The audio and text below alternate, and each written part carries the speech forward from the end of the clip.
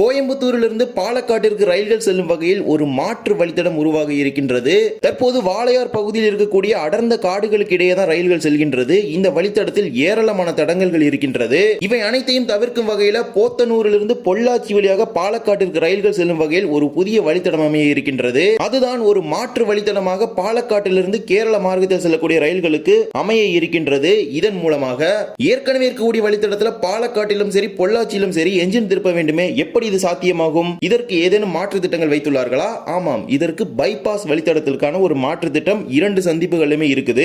இன்றைய தினம் இந்த கோயம்புத்தூர் பாலக்காடு மாற்று வழித்தடம் பற்றி தான் விரிவாக இந்த வீடியோவில் பார்க்க போறோம். சேனலுக்கு யாராவது புதுசா வந்தீங்கன்னா மறக்காம சப்ஸ்கிரைப் பக்கத்துல இருக்க பெல் ஐகானை போட்டுருங்க. அப்பதான் நான் போடுற ஒரு வீடியோட நோட்டிபிகேஷன் உடனுக்குடன் வரும். வாங்க வீடியோக்குள்ள போகலாம். நம்ம சேனலோட ரயில்வே அப்டேட்ஸ் உங்களுக்கு உடனுக்குடன் தெரிஞ்சுக்கணும்னா நம்முடைய Facebook பேஜ் மற்றும் Instagram பேஜ் வந்து ஃபாலோ பண்ணிக்கோங்க. அதுல ஸ்டோரிஸ்ங்கிற ஆப்ஷன்ல லேட்டஸ்ட் அப்டேட் உங்களுக்கு உடனுக்குடன் அப்டேட் செய்யப்படும். கேட்வே ஆஃப் கேரளா என்று அழைக்கப்படும் பாலக்காடு கேப்பின் வழியாக செல்லக்கூடிய ஒரு ரயில் வழித்தடம் தான் கோயம்புத்தூர்லிருந்து பாலக்காடு செல்லக்கூடிய வழித்தடம். தெற்கு ரயில்வேயின் கீழ் பாலக்காடு ரயில்வே கோட்டத்தால் நிர்வகிக்கப்படும் இந்த வழித்தடம் போத்தனூரிலிருந்து பிரிந்து பாலக்காடு வரை வாளையார் பகுதியில் இருக்கக்கூடிய அடர்ந்த வன பகுதியின் வழியாக சுமார் 56 கிலோமீட்டர் தூரத்திற்கு செல்கிறது. தற்போது இந்த வழித்தடத்தின் வழியாக மட்டுமே நாட்டின் பல்வேறு பகுதிகளிலிருந்து வரக்கூடிய பயணிகள் ரயில்களாகட்டும் சரக்கு ரயில்களாகட்டும் தினமும் நூற்றுக்கணக்கான ரயில்கள் இந்த வழித்தடத்தின் வழியாக மட்டுமே கேரளாவுக்குள் செல்கிறது. இந்த வழித்தடம் இல்லை என்றால் கேரளாவிற்குள் செல்வது என்பது மிகவும் சவாலான ஒன்றாக தான் இருக்கும். ஆனால் இந்த வழித்தடத்திலும் பல்வேறு சவால்கள் நிறைந்திருக்கின்றது. அதற்காக தான் தற்போது ஒரு மாற்று வழியை தேர்ந்தெடுத்திருக்கிறாங்க.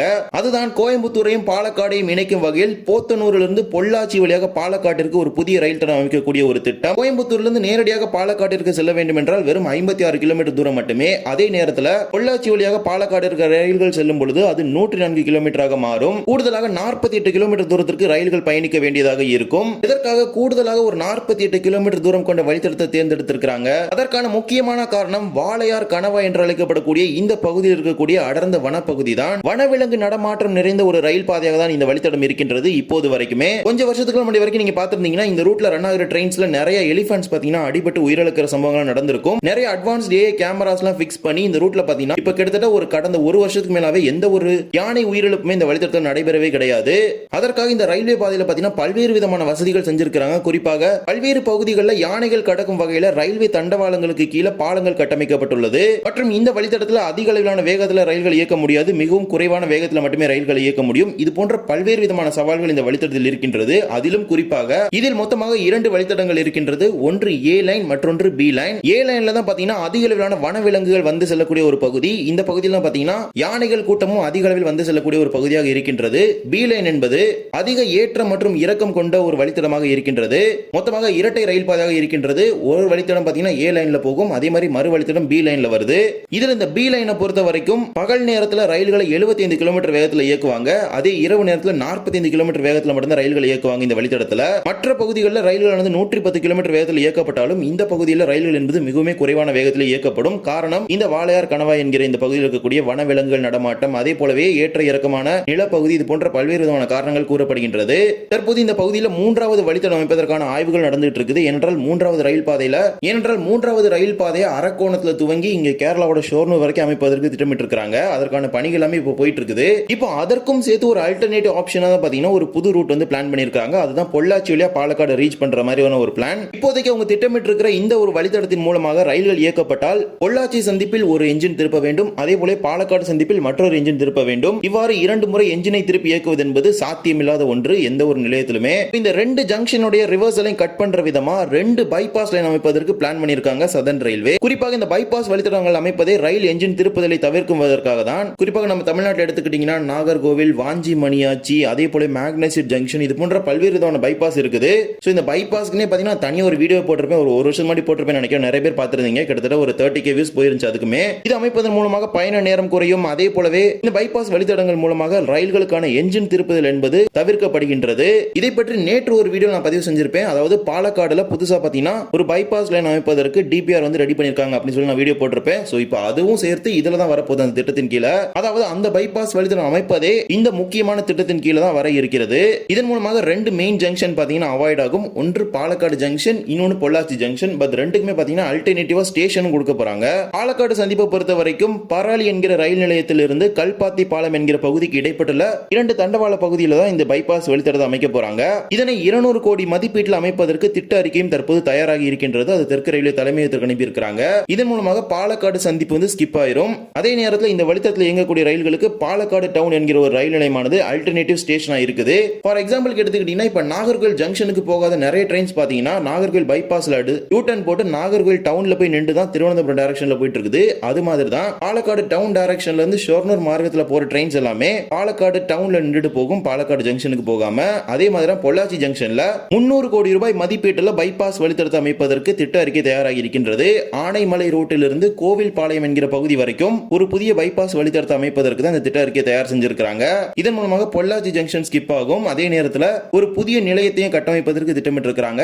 அதுதான் கோவில்பாளையம் என்கிற ஒரு ரயில் நிலையம். இந்த கோவில்பாளையம் என்பது பொள்ளாச்சியிலிருந்து கோயம்புத்தூர் செல்லக்கூடிய பைபாஸ் வழித்தடத்தில் அமைந்திருக்கின்றது. இதன் மூலமாக பொள்ளாச்சி செல்லக்கூடிய பயணிகள் இந்த கோவில்பாளையத்தில் இறங்கி அங்கிருந்து பேருந்துகள் மூலமாக நகருக்குள் செல்ல முடியும். அந்த ஒரு பேஸ்ல தான் இந்த கோவில்பாளையத்தில் பைபாஸ் ரூட்டுக்கான ஒரு அல்டர்னேட்டிவ் ஸ்டேஷனை கன்ஸ்ட்ரக்ட் பண்ணவும் பிளான் பண்ணிருக்காங்க. கேரள மாநிலத்துடைய முக்கால்வாசி வணிகமுமே இந்த பாலக்காடு கேப்பின் மூலமாகவே நடைபெற்று வருகின்றது. சாலை போக்குவரத்தாகட்டும் ரயில் போக்குவரத்தாகட்டும் இரண்டுமே இந்த பாலக்காடு கேப்ல மட்டும் நடைபெற்று வருகிறது. இந்த வழித்தடத்தில் செல்லக்கூடிய பயணிகள் ரயில்களின் எண்ணிக்கையும் அதிகம், அதே போலவே சரக்கு ரயில்களின் எண்ணிக்கையும் அதிகம். நாள் ஒன்றுக்கு நூற்றுக்கணக்கான ரயில்கள் செல்கிறது. அதாவது ஒவ்வொரு வழித்தடங்களும் பாத்தீங்கன்னா ஒரு ரயில் தான் போகுது அப்படின்னு நம்ம சொல்ல முடியும். பட் இந்த வழித்தடத்தில் நூற்றுக்கணக்கான ரயில்கள் போகுது. அதை பேஸ் பண்ணி தான் இந்த அல்டர்னேட்டிவ் ரூட் ஆப்ஷனை கொண்டு வந்திருக்காங்க. பொள்ளாச்சி ஜங்ஷனை பொறுத்த வரைக்கும் அந்த இடத்துல பைபாஸ் லைன் போடுறது அப்படிங்கிறது சான்ஸே இல்லாத ஒண்ணு. ஏன்னா அந்த இடத்துல பாத்தீங்கன்னா நிறைய வீடுகள், அதே மாதிரி அது பாத்தீங்கன்னா நகர் பகுதிக்குள்ள வரக்கூடிய ஒரு பகுதியாக இருக்குது. இந்நிலையில தான் ஆனைமலை ரோட்ல இருந்து கோவில்பாளையம் வரைக்கும் அந்த பைபாஸ் லைனை கன்ஸ்ட்ரக்ட் பண்றதுக்கு இப்ப பிளான் பண்ணிருக்காங்க. இதன் மூலமாக ஷொர்ணூர் எர்ணாகுளம் மார்க்கத்திலிருந்து வரக்கூடிய பயணிகள் மற்றும் சரக்கு ரயில்கள் பாலக்காடு சந்திப்பிற்கு முன்பு கட்டடிச்சு பாலக்காடு டவுன் வந்து அங்கிருந்து ஆனைமலை ரோடு வந்து அங்கிருந்து ஒரு கட்டடிச்சு கோவில்பாளையம் போய் அங்கிருந்து கிணத்துக்கடவு, போத்தனூர், இருகூர் இது வழியா பாத்தீங்கன்னா ஈரோடு, சேலம் மாதிரியான ரூட்ல வந்து ட்ரெயின்ஸ் வந்து டிராவல் பண்ண முடியும். இதன் மூலமாக அதிக போக்குவரத்து நெரிசலில் சிக்கி தவிக்கக்கூடிய கோயம்புத்தூர் பாலக்காடு வழித்தடத்தில் செல்லக்கூடிய பல்வேறு ரயில்களை இந்த வழித்தடத்தின் மூலமாக இயக்க முடியும். குறிப்பாக சரக்கு ரயில்கள், அதே போல ஒரு சில பயணிகள் ரயில்களையும் இந்த வழித்தடத்தில் திருப்பி விட முடியும். இது போன்ற வழித்தடத்தில் பாத்தீங்கன்னா ஒரு ரயிலை இயக்குவதற்கு ரயில்வே வாரியத்துக்கே பரிந்துரை அனுப்பினாங்க சென்ற ஆண்டு. அதுதான் பெங்களூர்ல இருந்து கோயம்புத்தூர் வரை வரக்கூடிய உதய் எக்ஸ்பிரஸ். இந்த உதய் எக்ஸ்பிரஸ் ரயிலை பொள்ளாச்சி வழியாக பாலக்காடு வரை நீட்டிப்பதற்கு கடந்த ஆண்டு பரிந்துரை அனுப்பியிருந்தாங்க ரயில்வே வாரியத்துக்கு. அது இப்போ வரைக்கும் பெண்டிங்ல தான் இருக்குது. மேலும் உதய் எக்ஸ்பிரஸ் என்பது டபுள் டக்கர் வகையிலான ரயில் ஆகும். அந்த டபுள் டக்கர் வகையிலான பெட்டிகளை பாத்தீங்கன்னா இந்த வழித்தடத்தில் இயக்கி அந்த வழித்தடத்தில் இருக்கக்கூடிய அனைத்து நிலையங்களையும் பாத்தீங்கன்னா சோதனை எல்லாமே பண்ணாங்க. சோதனை எல்லாமே பண்ணி ரயில்வே போர்டுக்கு ஃபார்வர்ட் பண்ணாங்க. பட் இப்போ வரைக்கும் அது பெண்டிங்ல தான் இருக்கு, அப்ரூவல் கிடைக்காம. அந்த ட்ரெயின் எப்படி பிளான் பண்ணிருந்தாங்கன்னா இப்போதைக்கு பைபாஸ் லைன் கிடையாது, பைபாஸ் லைன் கன்ஸ்ட்ரக்ட் பண்ண தான் பிளான் பண்ணிருக்காங்க. அந்த ட்ரெயினை பொள்ளாச்சியில போய் ரிவர்சல் போட்டு தான் பாலக்காடு கொண்டு போற மாதிரி ஒரு பிளான் வந்து இருக்குது. அதற்கு ரயில்வே வாரியத்தின் ஒப்புதல் வழங்கப்பட்டால் தான் அந்த ரயில் சேவை என்பது நீட்டிக்கப்படும் கோயம்புத்தூர்ல இருந்து பொள்ளாச்சி வழியாக பாலக்காட்டிற்கு. மேலும் பாலக்காடு டவுன் ரயில் நிலையத்தில் பாத்தீங்கன்னா இப்போதைக்கு ஒரு பிட் லைனோட கன்ஸ்ட்ரக்ஷன் போயிட்டு இருக்குது. சோ வருங்காலத்தில் பாலக்காடு டவுன் தான் பாத்தீங்கன்னா ஒரு டெர்மினல் ரயில் நிலையம் மாதிரி மாற போகுது பாலக்காட்டிற்கு. அந்த மாதிரியான ஒரு சிச்சுவேஷன்ல ட்ரெயின்ஸ் வந்து மங்களூர் டைரக்ஷன் ஆகட்டும், அதே மாதிரி எர்ணாகுளம் டைரக்ஷன் ஆகட்டும் போகணும்னா கண்டிப்பா பாலக்காடு ஜங்ஷன்ல போய் ஒரு ரிவர்சல் போடணும். இது ஒரு முக்கியமான விஷயமா பாத்தீங்கன்னா இந்த பாலக்காடு பைபாஸ்ல பாத்தீங்கன்னா கருதப்படுகின்றது. சோ கோயம்புத்தூருக்கும் பாலக்காட்டிற்கும் இடையே ஒரு மாற்று வழித்தடமாக 2 வழித்தடங்களை பைபாஸ் அமைத்து ஒரு புதிய வழித்தடத்தை உருவாக்குவதற்கு தற்போது தெற்கு ரயில்வே முடிவு செய்திருக்கின்றது. பாலக்காடு பகுதியில் 200 கோடி ரூபாய் மதிப்பீட்டில் புதிய பைபாஸ் வழித்தடம் அமைப்பதற்கு திட்ட அறிக்கை தயாராகி இருக்கின்றது. அதே போல பொள்ளாச்சி சந்திப்புல 300 கோடி ரூபாய் மதிப்பீட்டில் புதிய பைபாஸ் வழித்தடம் அமைப்பதற்கு திட்ட அறிக்கை தயாராகி இருக்கின்றது.